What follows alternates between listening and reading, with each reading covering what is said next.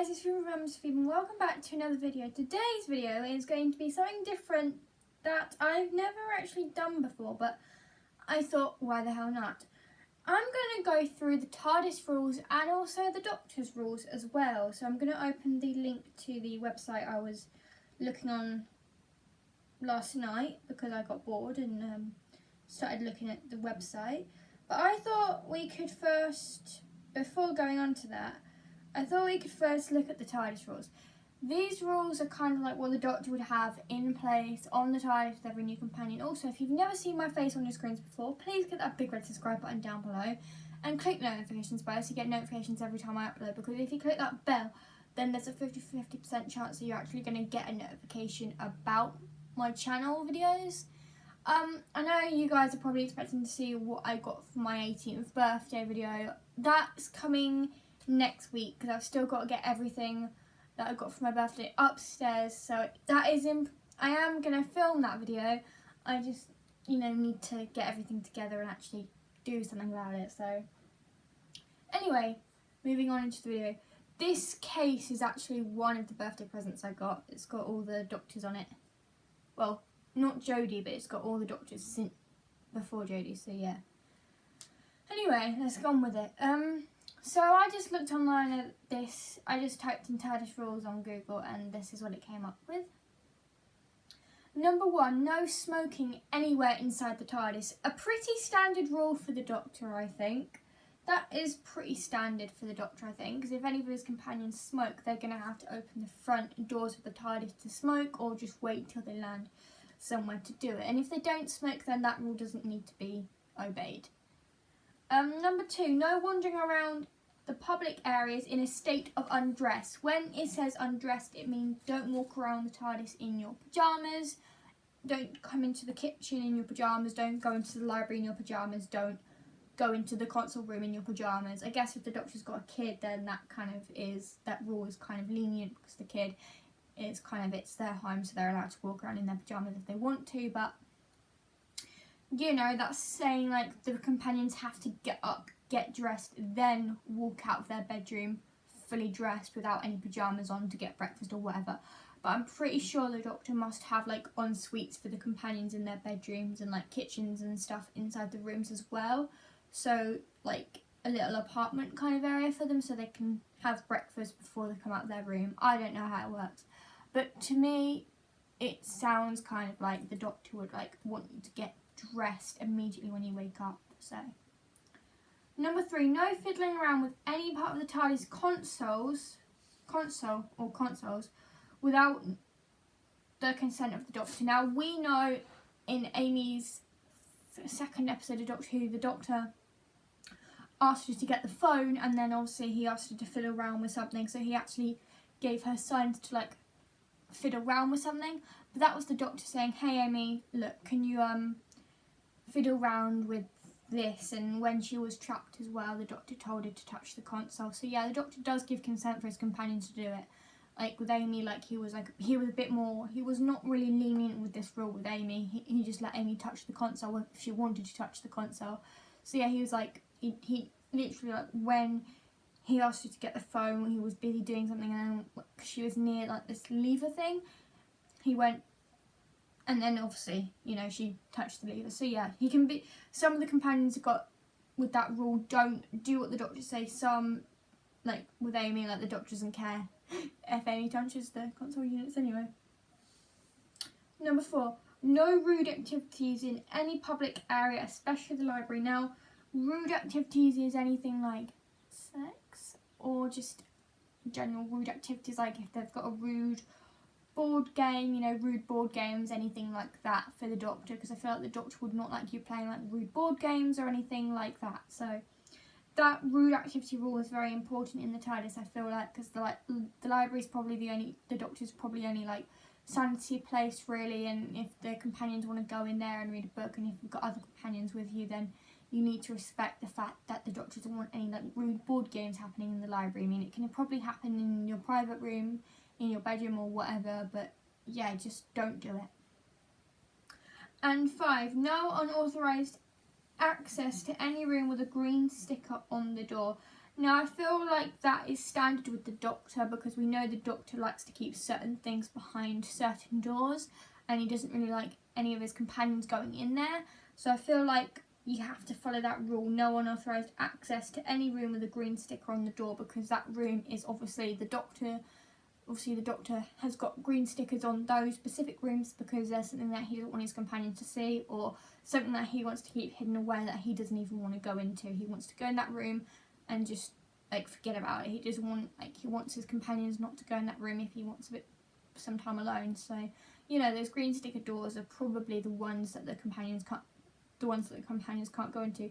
We do know, we have seen a few rooms in the TARDIS in the classic episodes, like Nis and Tegan's bedroom and also Edric's bedroom and also the swimming pool in that as well, but we haven't seen behind the other doors. We presume that's because the Doctor has loads of stuff he wants to keep, like he wants to keep hidden away. So we presume that we haven't seen a lot of stuff in the TARDIS because the Doctor wants to keep certain things hidden away. But yeah, and then it also says here, the Doctor reserves the right to amend the aforementioned rules with no prior notice. Failure to complete with the rules will result in a good ticking off. That's not the Doctor's style. He probably won't even tell you off if you break a rule. He'll probably just be like, I understand you're curious, but this is my home. Please don't please follow my rules. Obviously then there's this bit. 1. Public areas are defined as any physical space outside that of the individual's inhabits own bedrooms, which are defined as private areas. You know, private areas like bedroom and bathroom, because I've got a feeling that the companions have ensuite bathrooms, so, you know, so they're not like walking around the TARDIS to the bathroom in their pyjamas at night. So I've got a feeling that they've got an ensuite bathroom so they can just walk to the bathroom in their pyjamas in their room, in their private room. 2. The Master's permission may be sorted if the Doctor is unavailable, and I mean only if I'm probably unavailable, like I'm literally in a different solar system, not just that you haven't bothered looking for me. Again, pretty substandard, like another Time Lord can take over the Doctor's TARDIS with the rules if he's not available. And 3, rude activities are defined as, you know what I mean, the sort of stuff that you shouldn't be doing in the library, and you guys know what that means. Like, the rude activities is what the Doctor doesn't really like. I mean, he doesn't care if you do it in your own bedroom. Like, that's what your bedroom's for. Like, your bedroom's to do rude stuff that the Doctor doesn't allow in the public areas of the TARDIS, you know, like the console room, the library, the swimming pool, probably the kitchen, like whatever. Like, he probably even has a sitting room. That'll be a whole different video. That'll probably be another video soon. I'll probably do what rooms are in the TARDIS for another time. I'll probably do that next week or something. Anyway, so that is that. I can delete that now. And now we're going to go on to the Doctor's rules. These are just from different Doctors, but I presume with the other incarnations of the Doctors that these rules are very versatile anyway. Like the first one's from the 4th Doctor. The first set of rules are from the 4th Doctor, but I presume that every other incarnation of the Doctor up till Jodie has actually used these rules as well. So the 4th Doctor's rules were: 1. Do exactly as I say. Pretty standard. 2. Stick close to me. Again, another classic Doctor rule, but I feel like the other incarnations of the Doctor would have said, do exactly as I say and stick close to me. So I feel like the other incarnations would have had those rules in place as well. And 3. Let me do the talking. Again, that's a pretty standard Doctor rule. I mean, the other incarnations have probably said that to their companions, even though we've never heard them say it. Like the 10th Doctor, David Tennant, has probably said that to Martha and Rose and stuff as well. Let me do the talking, or stick close to me, that kind of thing. The 7th Doctor's rules were: 1. I'm in charge. It's pretty obvious. I mean, that's a rule that we don't hear much of in Doctor Who, but we know the Doctor's in charge. He's the one in charge of his companions. He's the one in charge of the adventures. So, you know, it's kind of a pretty standard rule, really, in the Doctor's life. 2. I'm not the Professor, I'm the Doctor. We know that A's called the Doctor the Professor, so, you know, I feel like that's also pretty standard in the other incarnations of the Doctor, like the 5th Doctor or the 10th Doctor. Like, he's not a professor, he's not there to work for UNIT, he's there to help UNIT, he's not a professor. So, you know, I feel like that's pretty standard in all the Doctor's incarnations. And 3, well, I think up the 3rd by the time we get back Paravel. Now this is only the 7th Doctor's rule. I'm saying that this is probably the only 7th Doctor's rule because I've never heard any other Doctors say it, and if they do, well, I think up the 3rd by the time we get back to, they're probably very versatile, so you know, the 10th Doctor's probably said the same, but we're back to the Tardis or whatever. The 9th Doctor had one rule his whole reign, but I feel like also the 10th Doctor would have followed this as well. 1, don't wander off. Again, pretty standard rule with the Doctor. You don't wander off if you're with him. You stick close to him because you're on different planets. You're travelling the universe with him. You don't know where you are, so you need to stick close to the Doctor and don't wander off and get yourself in danger because the Doctor has to save you and he has enough trouble already saving the universe. And then obviously the 10th Doctor's rules, they're all different, but 1 was the standard, don't wander off again, because he told that to Rose and he said that to himself and Mickey, like, one day he'll get a companion that doesn't wander off like Amy. She never wandered off the whole time she was with the Doctor. She might have done briefly in Weeping Angels things, but that wasn't entirely her fault. She was locked in a room with a Weeping Angel, so that wasn't entirely her fault. But you know, like, the standard don't wander off rule is kind of like what Doctor Who is all about. Like, Bill never really wandered off. Clara didn't wander off. Neither did Amy, really. Like, none of the other companions really wandered off. Rule number 10, don't eat anything unless you're sure it's totally safe. Unless it's a badly cooked Crucian burger, in which case don't eat it at all. Again, probably a pretty standard rule of the Doctor. Like, the Doctor would be like, you don't accept anything if you're not sure if it's cooked. Like, don't eat anything unless you're completely sure it's safe. That goes for anything in the universe, if they're traveling the universe and they've stopped for lunch or something. So yeah, that kind of, I think that is a pretty standard Doctor rule, you know, like, don't eat anything unless you're totally sure it's safe, because if it's like something, if you're on like Sky and the Daleks give you something, again, you can understand the Doctor being wary. The 11th Doctor's rules, he has a lot more rules than the other Doctors. 1, don't wander off. Again, that standard rule he says in the 11th hour, don't wander off, do exactly as I say. You know, that was pretty standard what he said in the 11th hour. He actually said don't wander off in the 11th hour and do exactly as I say, so, you know. Also 1, the Doctor lies. Again, a classic rule, rule number 1, the Doctor lies. He always lies. Like, that's one of the things that the Doctor did with Martha. Like, he lied to her about the Time Lords. Eventually he did tell her about it, but rule number 1 is always the Doctor lies. It's kind of like an alternative rule. Also, another rule number 1, there is always a plan. That is correct. There is always a plan with the Doctor, no matter how hard it is.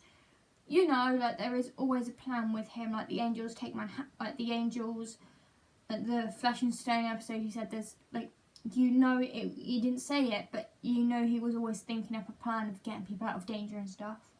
Rule number 7, never run when you're scared. Again, a classic rule of the Doctor.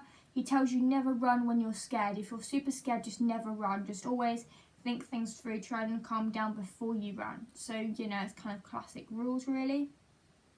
8, never ignore a coincidence unless you're busy, then always ignore a coincidence. Again, a classic Doctor kind of rule. He doesn't ignore a coincidence unless he's busy, but if it is a coincidence, he doesn't ignore it because he knows something's wrong if there's some coincidence in that particular adventure they're doing with their companions. So, you know, that's a pretty standard 11th Doctor rule, to be honest. 27, never knowingly be serious. Again, that's a classic 11th Doctor rule. He's never knowingly been serious in Matt Smith's entire series. He was never, like, knowingly be serious. So that was like a classic rule for Matt Smith, like, for the 11th Doctor. Like, he was never known to be serious, and that was a rule he always stuck by. Rule 403, always waste time when you don't have any. Again, that's true. Like, he, you know, he kind of like had that as a classic rule, never waste time when you don't have any. It's like telling you if you don't have any time, don't waste it. Like, don't waste that time you don't have. And then rule number 408, this time is not the boss of you. Again, we've heard the 10th Doctor say that, like, he is the master of time, he can control the time. So yeah, like, time is not the boss of you. You are the boss of time, is another way of putting that, but yeah. Also, there's another rule that he goes by. The 11th Doctor, like, it's not mentioned on this list, but I thought I'd mention it anyway. Like, in the second episode, when they were on that thing, when they were on that spaceship of Earth or whatever, he said rule number 1, he never interferes with other people or planets unless he absolutely has to. Unless the Doctor absolutely has to. His number 1 rule, along with the Doctor lies and all the other number 1 rules, is never interfere with other people or planets. Unless there's something seriously wrong, then yes, the Doctor will interfere with other people's or planets. Rule, and then the 12th Doctor's rules, he's only actually got 3. 1, use your enemy's powers against them. That is pretty obvious. A rule in Doctor Who, like, you have to use your enemy's powers against them. And Clara follows that as well. Like, when in a flat line, she says, use rule number 1, use your enemy's power against them. You know, when she does the whole Tardis thing. 2, don't be lasagna. That is pretty obvious into the Dalek. Like the Doctor says, rule number 1, don't be lasagna, basically. You have to, like, don't be lasagna. Rule number 3, no being sick and no hanky-panky. Again, that's the classic 12th Doctor rule. He doesn't like people being sick in the TARDIS, and he doesn't like hanky-panky. So, you know, that kind of thing kind of sticks with the 12th Doctor. And the 13th Doctor, she doesn't really have many rules. She only has one essential rule, and she only has really one essential rule, really, and this is it.